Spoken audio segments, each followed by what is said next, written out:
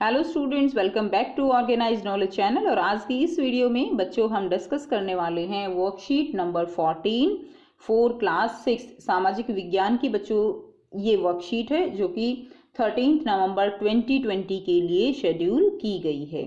और इस वर्कशीट में बेटा आज हम पढ़ेंगे पशुपालन, भोजन भंडारण और स्थायी जीवन की। और जो मनुष्य है वो किस तरफ जो है कैसे वो बढ़ा आगे, फिर उसने किस तरह से स्थायी जीवन उसको अपनाना शुरू किया, भोजन का भंडारण शुरू कर दिया। पशुपालन वो जो है हमने लास्ट वर्कशीट से पढ़ा था कि मनुष्य ने पशुओं को पालना शुरू कर दिया, भोजन भंडारण के लिए उपाय करने शुरू किए, टोकरी बनाई, गड्ढों में जो है उसको भंडारण शुरू किया, झोपड़ियां बनानी शुरू कर दी। तो उसी को बेटा हम आगे कंटिन्यू करेंगे।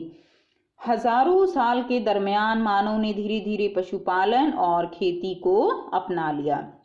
ठीक है, तो बेटा हजारों साल के दरमियान यानी ये कोई एक दिन का प्रोसीजर नहीं था, ये एक बहुत लंबी जो है प्रक्रिया थी जिसके अनुसार मानव ने धीरे धीरे पशुपालन और खेती को अपना लिया। यानी अब मनुष्य पशु पालता था और खेती करता था। दूध और मांस प्राप्त करने के लिए उसने पशुपालन शुरू किया जो भोजन का एक अच्छा स्रोत है। वास्तव में पशुपालन चलता फिरता खाद्य भंडार है, यानी जहां भी वो मनुष्य जाता अपने पशुओं को साथ ले जा सकता था, इसलिए इसको चलता फिरता खाद्य भंडार कहा गया है। जब मानव ने पौधे उगाने शुरू किए तो उनकी देखभाल के लिए उन्हें एक ही जगह पर लंबे समय तक रहना पड़ा। तो जब हम आपको भी पता है ना कि जब हम कोई पौधा उगाते हैं तो उसमें बड़ा टाइम लगता है। ठीक है, तो उसको बड़ा होने में, बीज आने में, फल आने में, तो इस तरह से उनको, इसलिए उन पौधों को बड़ा जो है करने के लिए, फिर उनसे फल प्राप्त करने के लिए एक लंबे समय तक जो है रहना पड़ता था एक ही जगह पर।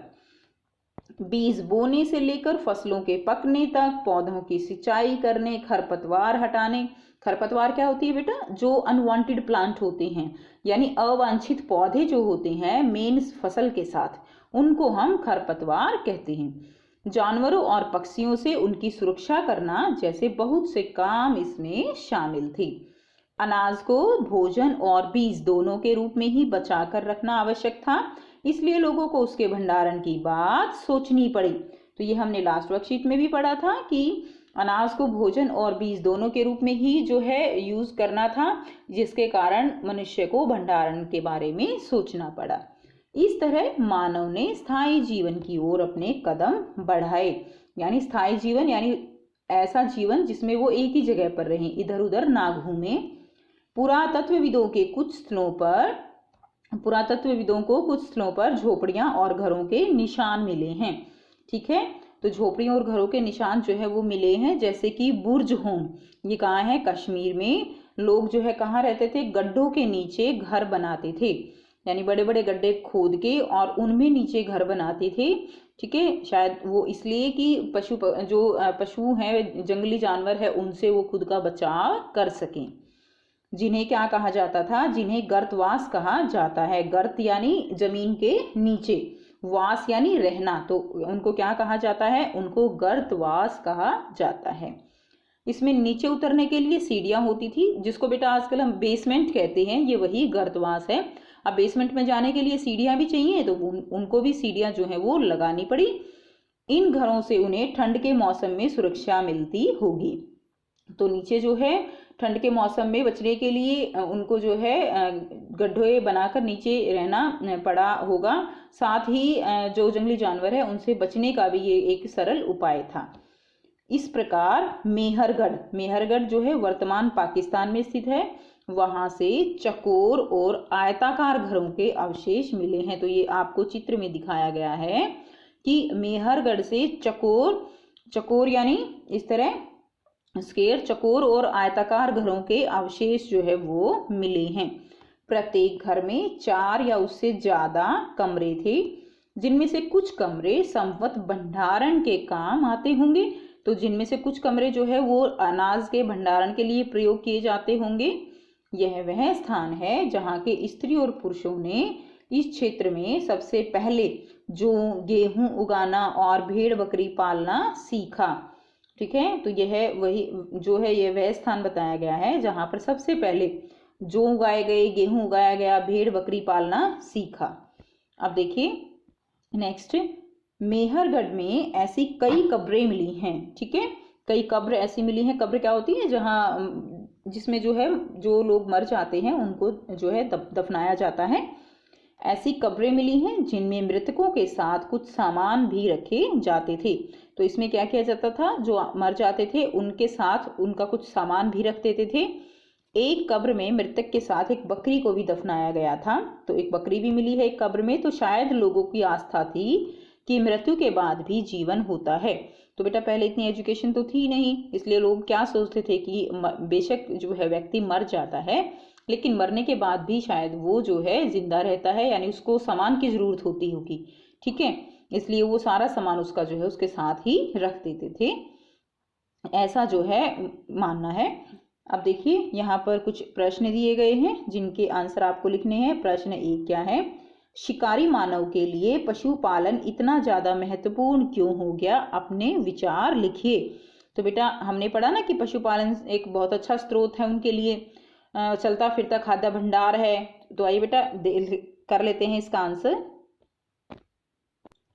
तो यहाँ से बच्चों आप आंसर लिखेंगे फर्स्ट का, शिकारी मानव के लिए पशुपालन दूध और मांस प्राप्त करने के लिए बहुत अच्छा स्रोत था। वास्तव में पशुपालन चलता फिरता खाद्य भंडार था जिसके कारण पशुपालन उनके लिए ज्यादा महत्वपूर्ण हो गया। तो ये आंसर आप लिखेंगे। नेक्स्ट क्वेश्चन देखिए, प्रश्न 2 है, खेती करने वाले लोग एक ही स्थान पर लंबे समय तक क्यों रहते थे? तो खेती करने वाले लोग एक ही स्थान पर लंबे समय तक इसलिए रहते थे क्योंकि उनको क्या करना था? खेती की जो जब तक वो पक नहीं जाता तब तक जो है उनको खरपतवार हटाना, पक्षियों से उनकी रक्षा करना, ये सारे कार्य करने के लिए उनको एक ही स्थान पर लंबे समय तक रहना पड़ता था। तो आइए बेटा करते हैं इसका आंसर। सो बेटा देखिए हम देखते हैं कि किसी भी पौधे की बुआई से लेकर फल आने और फिर सूख कर उसका बीज तैयार होने में कई महीनों से लेकर साल लग जाते हैं। इन्हीं वजहों से आरंभिक लोग लंबे समय तक एक ही जगह पर रहते थे। तो ये बेटा आप आंसर लिख देंगे। नेक्स्ट क्वेश्चन करते हैं। नेक्स्ट प्रश्न 3 है, बुर्जहोम और मेहरगढ़ में पाए गए आवासीय स्थलों की विशेषताएं लिखिए। तो बुर्जहोम और मेहरगढ़ में किस तरह के आवासीय स्थल मिले? तो बेटा हमने यहाँ पे पढ़ा बुर्जहोम में, तो यहाँ से आप शुरू करेंगे। बुर्जहोम में लोग गड्ढे के नीचे घर बनाते थे जिन्हें गर्तवास कहा जाता था। इनमें नीचे उतरने के लिए सीढ़ियां होती थी और इन घरों से उन्हें ठंड के मौसम में सुरक्षा मिलती होगी। तो यहाँ बेटा इससे नीचे उतरने के लिए सीढ़ियां होती थी, यहाँ तक लिख दीजिए आप।